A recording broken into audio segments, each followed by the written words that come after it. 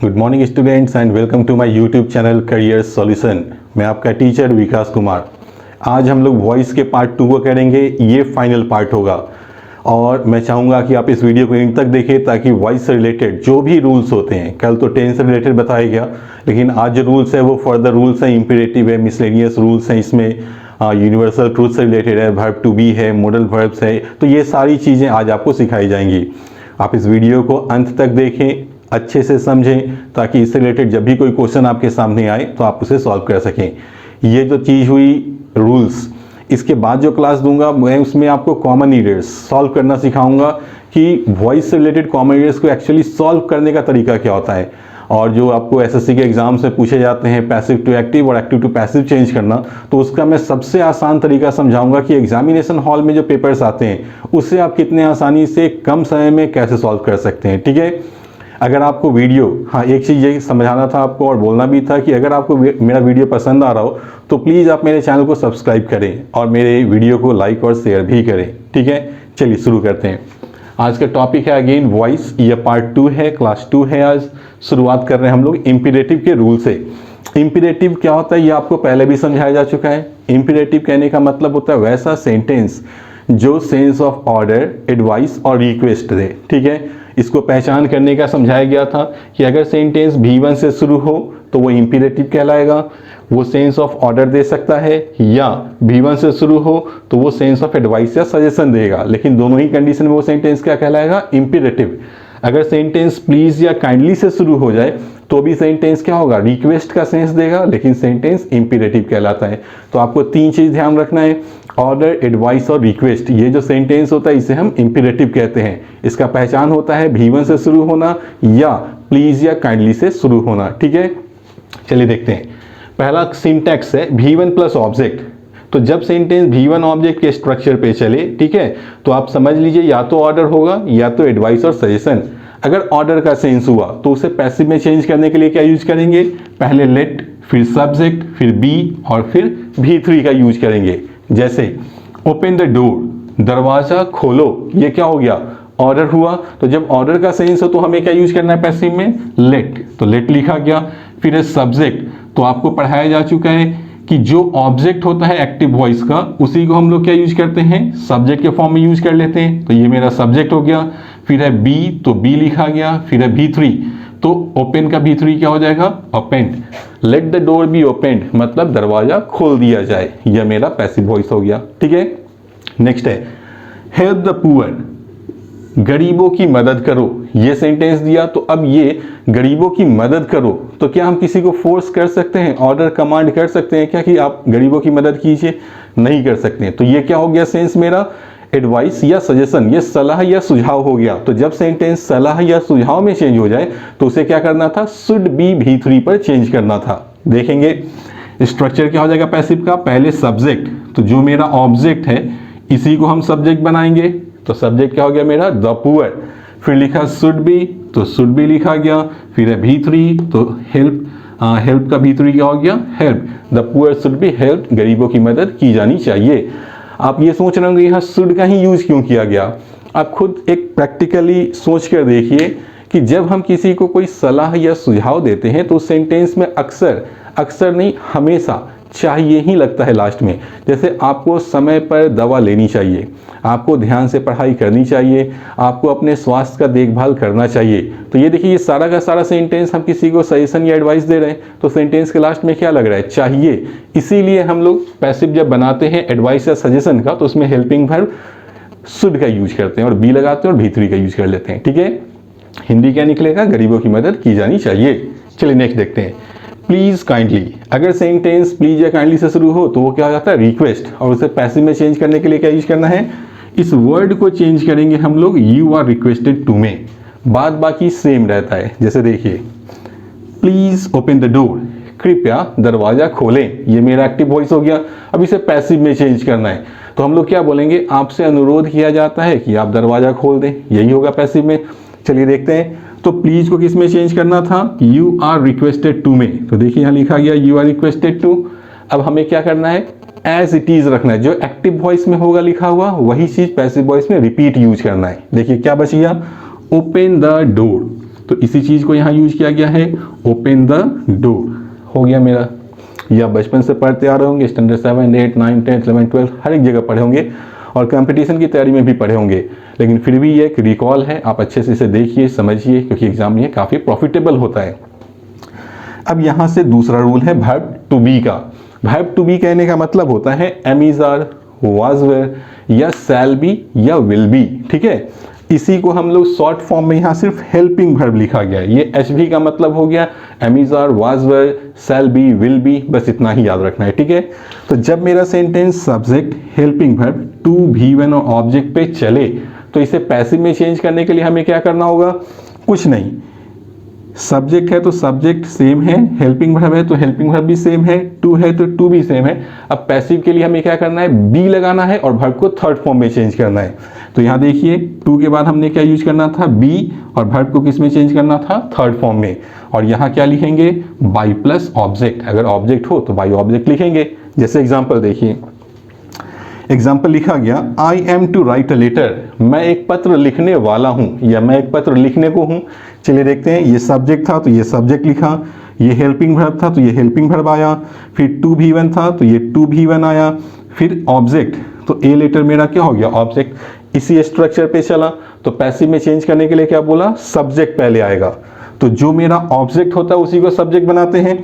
I am to write a letter, तो मेरा object क्या था? ए लेटर, तो इसे हमने क्या किया? सब्जेक्ट बना लिया ए लेटर, मेरा सब्जेक्ट आ गया। अब लिखना है हेल्पिंग वर्ब, तो ए लेटर है तो एम इज आर में क्या यूज करेंगे? ए लेटर सिंगुलर है तो इज लगाएंगे, तो यहाँ इज का यूज किया गया। फिर टू बी था तो टू बी लिखा गया, फिर भी थ्री है तो राइट का भी थ्री हो गया, रिटन। और आई सब्जेक्ट था तो ऑब्जेक्ट में चेंज करके क्या लिखेंगे? बाय मी, एक पत्र मेरे द्वारा लिखे जाने को है। ये हो गया मेरा पैसिव वॉइस। समझ में आ गया? अगर यहाँ वाज वर्ड लिखा होता आई के साथ आई वॉज, तो यहाँ भी हम लोग क्या यूज करते हैं? अ लेटर वॉज, ठीक है।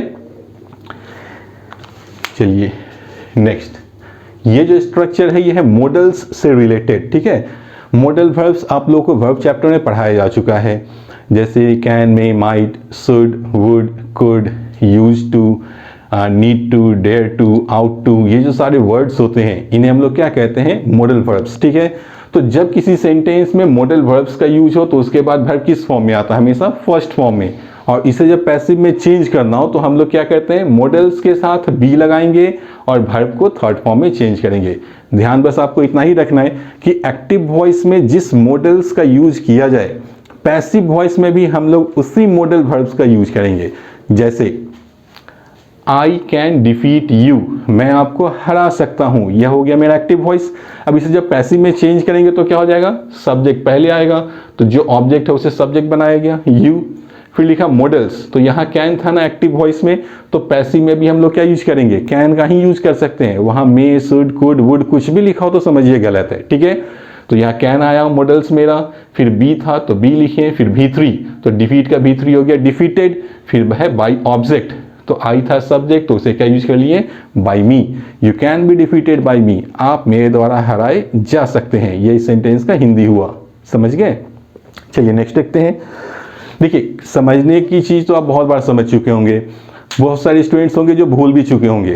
तो मैं बार बार कहता हूं कि आप पढ़े हुए हैं, आपको ये लगता है कि मुझे आता है, वो बहुत अच्छी बात है, लेकिन आने के बावजूद अगर आप इस पर प्रैक्टिस कर लेते हैं एक आध दो दिन तो ये आपके लिए बहुत ज़्यादा प्रॉफिटेबल होता है। अगर भूल चुके हैं तो रिकॉल हो जाएगा, याद है और फिर प्रैक्टिस करते हैं तो आपका प्रैक्टिस और शार्प हो जाना है, ठीक है।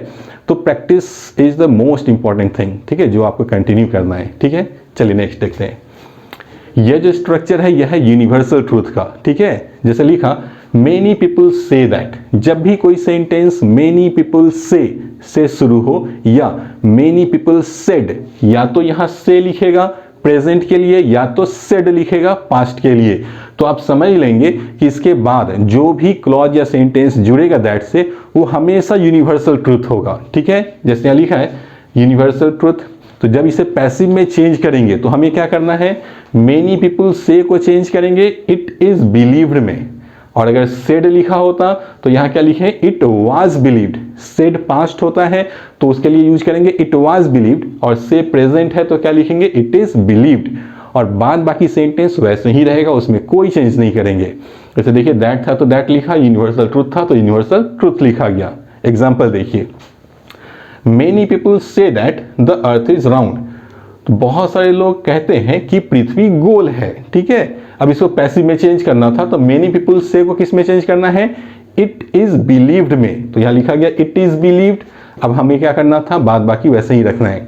दैट था तो दैट लिखे, द अर्थ इज राउंड, तो यहां भी लिखा गया द अर्थ इज राउंड। अगर हम यहाँ या एग्जाम में आपको से की जगह, ठीक है, फिर से समझ लीजिए, अगर यहाँ से की जगह सेड लिख दे तो यहाँ इज की जगह क्या लिखना होगा, वाज, हो गया। अगर इज लिखे तो वाज में, सॉरी, अगर प्रेजेंट हो तो एम इज आर, पास्ट हो तो वाज वर, ठीक है। चलिए नेक्स्ट देखते हैं। अगर सेंटेंस हु से शुरू हो और उसके बाद वर्ब का फॉर्म आ जाए तो हम लोग हु को किस में चेंज करेंगे, बाई हुम में। और जो वर्ब होगा, अगर प्रेजेंट हुआ तो एम इज आर, पास्ट हुआ तो वाज वर में चेंज करेंगे। मैक्सिमम या मोस्ट ऑफ द केस में आपको V2 पास्ट में ही वर्ब देता है। देखिए, हु लिखेगा, फिर V2 आएगा, फिर ऑब्जेक्ट आएगा। अब हम इसे पैसिव में चेंज करने के लिए क्या यूज करेंगे, हु को बाई हुम लिखेंगे, फिर V2 है तो V2 के लिए क्या वर्ब यूज करते हैं, वाज वर, तो यहाँ वाज वर लिखेंगे, फिर सब्जेक्ट आएगा और फिर V3, ठीक है। Example, who wrote this letter. Who के लिए हु लिखा गया, V2 के लिए रोट लिखा गया, ऑब्जेक्ट के लिए लिखा गया दिस लेटर। इस पत्र को किसने लिखा। तो पैसिव वॉइस जब बनाएंगे तो हम लोग क्या बोलेंगे, यह पत्र किसके द्वारा लिखा गया, या किसके द्वारा यह पत्र लिखा गया, ठीक है। चूंकि इंटरोगेटिव है तो हम लोग शुरुआत भी इंटरोगेटिव से ही करेंगे, किसके द्वारा यह पत्र लिखा गया, तो किसके द्वारा, तो हु किस में चेंज हो जाएगा, बाई हुम, हो गया किसके द्वारा। अब इंटरोगेटिव है, देखिए इंटरोगेटिव है तो सबसे पहले क्या यूज होना चाहिए, हेल्पिंग वर्ब। तो हेल्पिंग वर्ब वाज वर्ब में से ही कोई एक लगाना है, और ये लगता किसके अकॉर्डिंग है, सब्जेक्ट के अकॉर्डिंग। तो सब्जेक्ट मेरा है दिस लेटर, सिंगुलर, इसीलिए पहले क्या यूज करेंगे, वाज, फिर सब्जेक्ट था दिस लेटर, तो दिस लेटर लिखा गया, फिर V3, तो रोट का V3 क्या हो गया, written. By whom was this letter written, किसके द्वारा यह पत्र लिखा गया। आ गया होगा समझ में। और ये कॉमन ईयर में भी बहुत पूछता है ये क्वेश्चन, जब नेक्स्ट क्लास होगा तो उसमें ये क्वेश्चन आएगा तो आपको और बेहतर ढंग से समझ में आएगी कॉमन ईयर में इस तरह के क्वेश्चंस कैसे पूछे जाते हैं, ठीक है।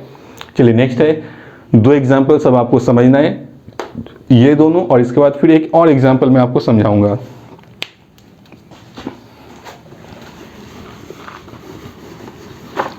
चलिए देखते हैं, पहले इस एग्जाम्पल को देखिए। चोर को पकड़ने के बाद हम लोगों ने पुलिस बुलाई। यह एग्जाम्पल आपको लगभग एसएससी के हर एग्जाम में मिलेगा। ये जो दो एग्जाम्पल है, ये दो एग्जाम्पल नहीं है, ये 4 मार्क्स है आपका। मैं फिर समझा रहा हूँ, ये दो एग्जाम्पल नहीं है, ये 4 मार्क्स है आपका। अगर ये समझ लेते हैं तो 4 मार्क्स आपके एग्जाम में कहीं नहीं गए होंगे, ये सर्टेन है। चलिए देखते हैं ये क्वेश्चन, हालांकि मैंने वर्ब चैप्टर में पढ़ाया था आप लोगों को, जो लोग नहीं देखे होंगे उन्हें वर्ब चैप्टर को एक बार प्लेलिस्ट से खोल कर देखना चाहिए, पढ़ना चाहिए। चलिए देखते हैं, चोर को पकड़ने के बाद, तो हम लोग बोले थे के बाद अगर लिखा हो, ठीक है, तो के बाद को हम लोग हैविंग और V3 से जोड़ते हैं। हैविंग के बाद V3 यूज करते हैं, उसका हिंदी क्या होता है, के बाद, ठीक है। चलिए देखते हैं, तो के बाद का हिंदी क्या होता है, पहले क्या लिखते हैं हम लोग, हैविंग, और यहां लिखा क्या है, पकड़ने के बाद, तो पकड़ना का V3 क्या हो जाएगा,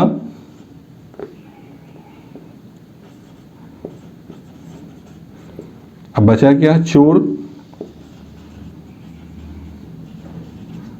कॉमा दिया है तो कॉमा, हम इसे उल्टा ट्रांसलेट करते हैं। ये लिखेगा इस तरह से, लेकिन ट्रांसलेट कैसे करते हैं, उल्टा। चोर को पकड़ने के बाद, तो हम लोग हमेशा के बाद के लिए क्या यूज करते हैं, हैविंग, और जो वर्ब होता है उसको थर्ड फॉर्म में चेंज करते हैं। तो के बाद के लिए लिख लिया हैविंग, और वर्ब था पकड़ना, तो पकड़ना का V3 का यूज करेंगे कॉट। हमेशा ही हैविंग के साथ V3 लगाना है, तो हो गया हैविंग कॉट। बचा क्या, चोर, तो लिख लिया गया the thief, having caught the thief. Comma था तो कॉमा लिखा गया। हम लोगों ने पुलिस बुलाई, तो हम लोगों का इंग्लिश क्या हो जाएगा, वी, पुलिस बुलाई, बुलाई पास्ट में है तो पास्ट के लिए हम लोग V2 यूज करते हैं, तो हो जाएगा वी कॉल्ड। बचा क्या, पुलिस, तो हम लोग यहाँ पे क्या लिखेंगे, वी कॉल्ड द पुलिस। समझ में आ चुका होगा एग्जाम्पल अभी पूरी तरह से। ये तो हो गया आपको हिंदी से इंग्लिश। एग्जाम में आपको हिंदी तो देना नहीं है, आपको एग्जाम में डायरेक्ट ये सेंटेंस लिखा मिलेगा, ठीक है।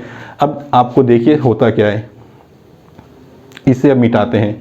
अब लिखा अगर डायरेक्ट मिले, having caught the thief we called the police, तो आप कैसे आइडेंटिफाई करेंगे कि यह सेंटेंस एक्टिव वॉइस में है या पैसिव में है और हिंदी सही है या नहीं, ठीक है।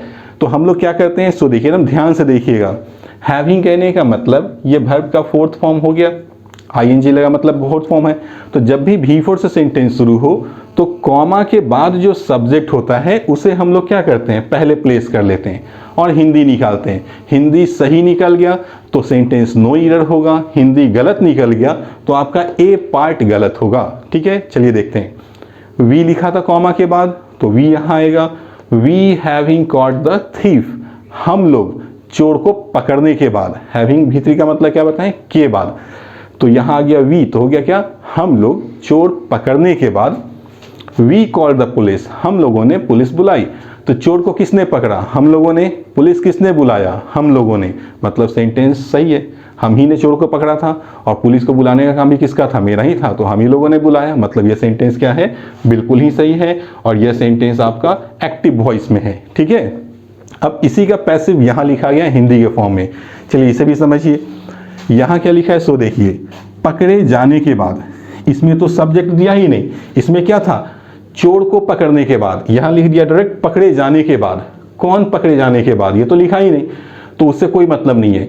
यहाँ ध्यान दीजिएगा ना, ध्यान से देखिए, जाने के बाद, पिछले वाले सेंटेंस में क्या था, के बाद, और इसमें क्या है, जाने के बाद, तो जब भी जाने के बाद दे दे तो समझिए हो गया पैसिव वॉइस, ठीक है। और शुरुआत उसी तरह से करेंगे, के बाद है तो के बाद के लिए हैविंग लिखेंगे और जाने जुड़ जाए मतलब पैसिव हो गया, तो पैसिव हो गया तो हमें हैविंग के बाद तो V3 चाहिए, तो ही V3 हम लोग पहले क्या लगाएंगे, बीन, और इसके बाद फिर एक V3 लगाएंगे, किसके लिए, मेन वर्ब को थर्ड फॉर्म में चेंज करने के लिए, ताकि ये पैसिव है। तो पकड़ना का V3 क्या हो गया, पकड़े जाने के बाद, हिंदी क्या निकलेगा, हैविंग बीन कॉट, क्योंकि हैविंग के साथ V3 लगाएंगे तो एक्टिव हो जाएगा, पैसिव है तो पैसिव के लिए हमें एक बीन हेल्पिंग के लिए जोड़ना होगा, तो ये क्या बनेगा, having been cot.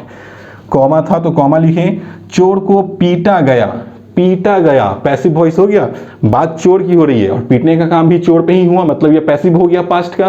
Passive voice को कैसे बनाते हैं, चोर है तो क्या लिखेंगे, द थीफ, पास्ट में है तो वाज वर्ड लगाते हैं, चोर एक है तो थीफ के साथ क्या लगाएंगे, वाज, और पीटना का V3 क्या हो जाएगा, बिटेन। सेंटेंस क्या बना, having been caught the thief was bitten, पकड़े जाने के बाद चोर को पीटा गया। ये तो हो गया अगेन हिंदी टू इंग्लिश आपको समझाया गया, लेकिन एग्जाम में तो आपको हिंदी मिलेगा नहीं, तो इसे हटाते हैं। और अब हम लोग चेक करके देखते हैं कि ये सेंटेंस अगर लिखा मिले एग्जाम में तो हम कैसे आइडेंटिफाई करेंगे कि ये सही है या गलत। तो अगेन इसी रूल को यहाँ भी अप्लाई करेंगे।